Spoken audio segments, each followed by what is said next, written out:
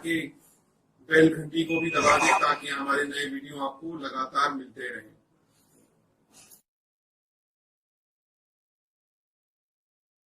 नमस्कार दोस्तों, धर्म रहस्य चैनल पर आपका एक बार फिर से स्वागत है।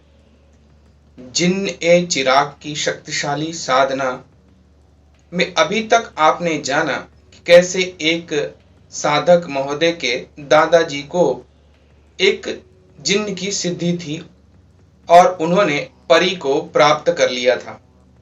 आगे जानते हैं कि उनके साथ आगे भविष्य में क्या घटित हुआ। नमस्कार गुरुजी, पिछले पत्र में मैंने आपको बताया था, अब उसके आगे का भाग मैं आपको बता रहा हूं। मेरे दादाजी उस परी की सेवा से बहुत अधिक खुश थे। काफी समय तक उन्होंने जिन्न से कोई कार्य नहीं लिया। इसी कारण से जिन्न को शायद नाराजगी हो गई होगी, या यूं कहिए कि परी में ही फंसकर मेरे दादाजी जिन्न को भुला दिए थे। शायद इसी वजह से जो नई घटना घटी उसका ऐसा परिणाम निकला। क्या हुआ कि शहर के एक प्रसिद्ध साहूकार व्यक्ति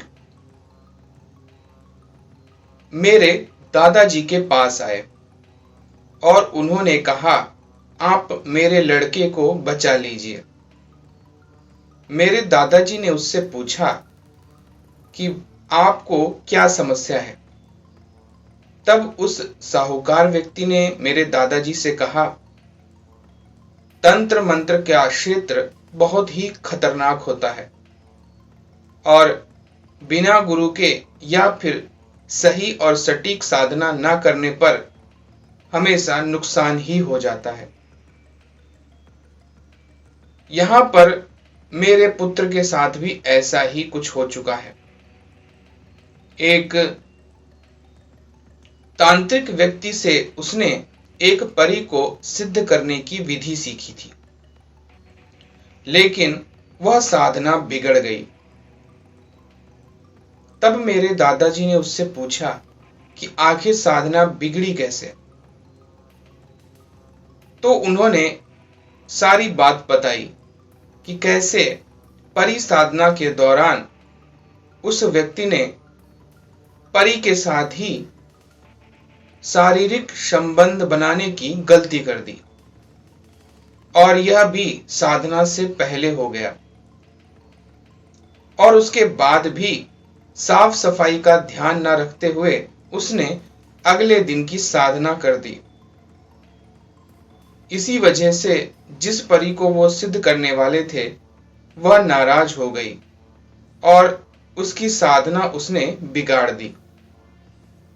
साधना बिगड़ने पर बहुत बड़ा दुष्प्रभाव मेरे पुत्र पर पड़ गया है। उसे रात को नींद नहीं आती है, जबकि तेज नींद उसकी आंखों में भरी रहती है। वह न सोने की बीमारी के कारण चीखता और चिल्लाता है। वह बहुत कोशिश करता है कि उसे नींद आ जाए, लेकिन उसकी सांसें तेज चलने लगती हैं और वह बहुत अधिक सोने की कोशिश करता है, पर उसे नींद नहीं आती। पूरी रात ऐसे ही गुजर जाती है। अगर उसकी हालत ऐसी ही बनी रही तो शायद वह नहीं बचेगा। मैंने कई डॉक्टरों को, वैद्य हकीमों को उसे दिखाया है, लेकिन कोई भी उसका इलाज नहीं कर पा रहा। जब उसने सारी बात मुझे बताई तो मैं समझ गया इस समस्या का इलाज केवल किसी विशेष साधक के पास ही हो सकता है। मैंने कई लोगों से आपका नाम सुना है। अब आप ही कुछ ऐसा कीजिए जिसकी वजह से मेरे पुत्र की नींद वापस आए और उसकी जान बच सके। मेरे दादाजी उन्होंने कहा, इसका हल मैं आपको अगले दिन बता दूंगा। आप अगले दिन अपने पुत्र को लेकर मेरे पास आइए। रात में मेरे दादाजी ने अब की बार जिन्न को याद किया और जिन्न ने कहा, इस समस्या का हल केवल और केवल परी ही बता सकती है जो आपकी सेवा में है, लेकिन गलती ना होने पाए। और यह कहते हुए जिन्न वहां से गायब हो गया। फिर मेरे दादाजी ने उस परी को बुलाया। परी ने कहा, उस परी का असर काटने के लिए आपको मुझे उसे एक दिन के लिए सौंपना पड़ेगा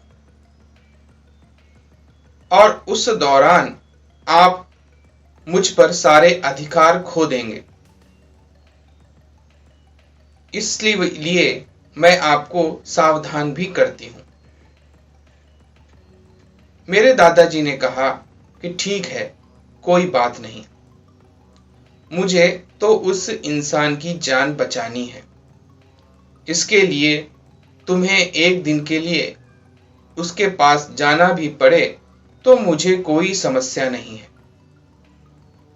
मेरे दादाजी ने अगले दिन उस साहूकार व्यक्ति से बात की। वह अपने पुत्र के साथ आया हुआ था। मेरे दादाजी ने उस साहूकार को कहा, आप रात के समय आए और अपने पुत्र को लेकर के पास के ही एक वीराने जंगल में आ जाइएगा। आपके पुत्र को एक रात्रि उस जंगल में बितानी होगी और उसके बाद फिर वो हमेशा के लिए ठीक हो जाएगा। वह साहूकार अपने पुत्र को लेकर रात्रि के समय उस वीराने जंगल में आ गया। मेरे दादाजी ने उस साहूकार को कहा, मैं और आप यहीं पर बैठे रहेंगे।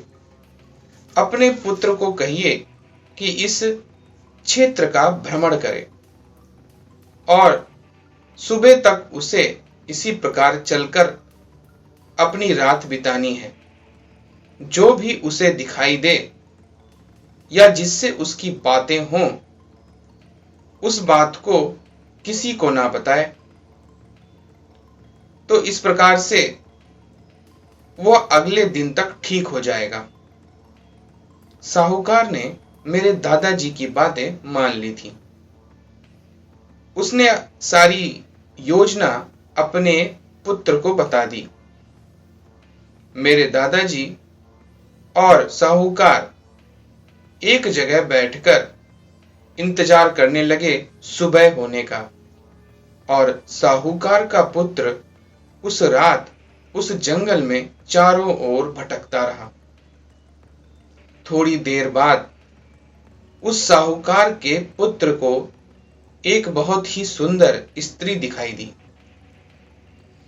वह स्त्री जैसे ही उसके नजदीक आई, वह उसे देखकर बहुत ही अधिक व्याकुल हो गया और कहने लगा, मुझे आप जैसी कोई सुंदर लड़की नहीं मिली है, मैं आपसे शादी करना चाहता हूं। तब उस परी ने कहा, शादी बाद में कर लेना, चलो मैं तुम्हें कुछ दिखाती हूं। और वह परी उसका हाथ पकड़कर पूरी रात उस व्यक्ति को घुमाती रही। उस व्यक्ति ने कहा कि ठीक है, अब अगले दिन मैं तुमसे मिलने दोबारा आऊंगा।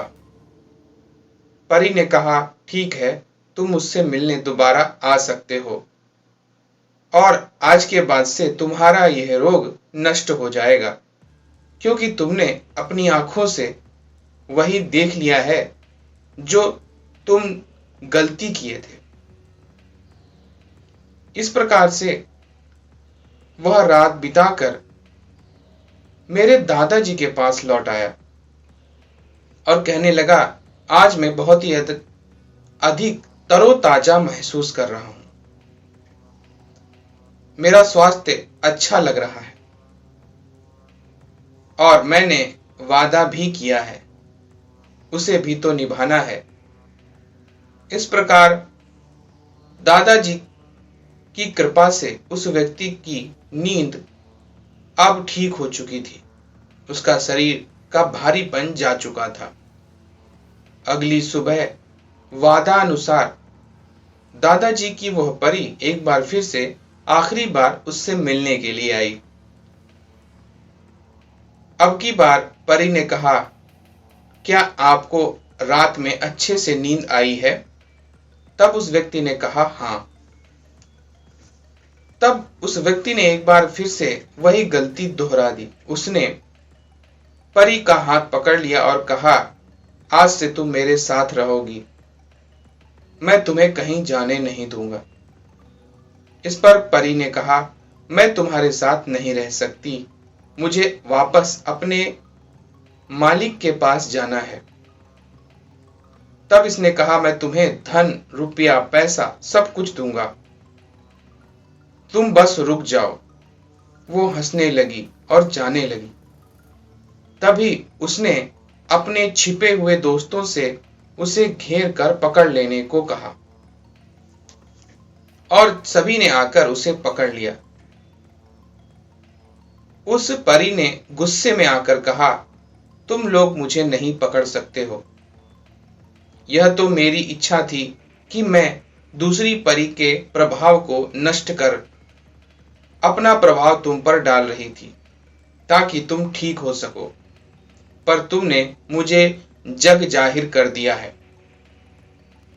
यह गलती न सिर्फ तुमने की बल्कि मेरे मालिक ने भी की है, इसलिए मैं उसे भी छोड़कर जाऊंगी। इस प्रकार से वह वहां से गायब हो गई और मेरे दादाजी के पास आकर खड़ी होकर गुस्से से उसने कहा, आपने वचन तोड़ा है, इसलिए मैं अब इस दुनिया से वापस अपनी दुनिया में जा रही हूं। तभी उसके साथ में जिन्न प्रकट हो गया और जिन्न ने कहा, अब मैं हमेशा के लिए आपको छोड़कर जा रहा हूं, क्योंकि आपने मुझसे भी जो वादा किया था वह तोड़ दिया है। इस प्रकार जिन्न और अप्सरा यानी वह परी हमेशा के लिए उनकी जिंदगी से गायब हो गई। बाद में मेरे दादाजी को सबसे बड़ा धक्का तब लगा जब उन्होंने उस साहूकार से मिलने की बात सोची। जब वो उस साहूकार के पास मिलने के लिए गए तो उस साहूकार ने एक ऐसी बात कह दी जिसने मेरे दादा का सिर ही घुमा दिया। उसने कहा, मैं कभी आपके पास आया ही नहीं था। तो इस प्रकार आप समझ ही सकते हैं गुरुजी कि साधना क्षेत्र में कितने बड़े चमत्कार होते हैं और किस तरह शक्तियां आपसे खेल जाती हैं।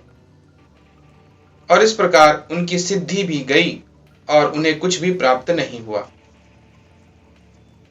तो इस साधना का पीडीएफ आपने इंस्टा मोजो पे डाल दिया है, इसके लिए आपका धन्यवाद।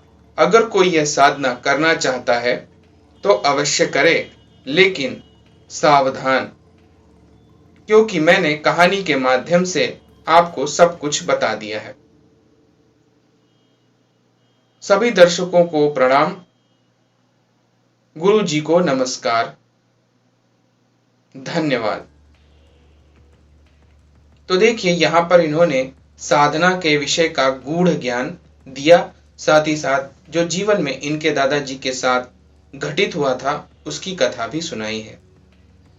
अगर आपको यह वीडियो पसंद आया है तो लाइक करें, शेयर करें, सब्सक्राइब करें चैनल को अगर चैनल पर नए हैं तो। आपका दिन मंगलमय हो। धन्यवाद।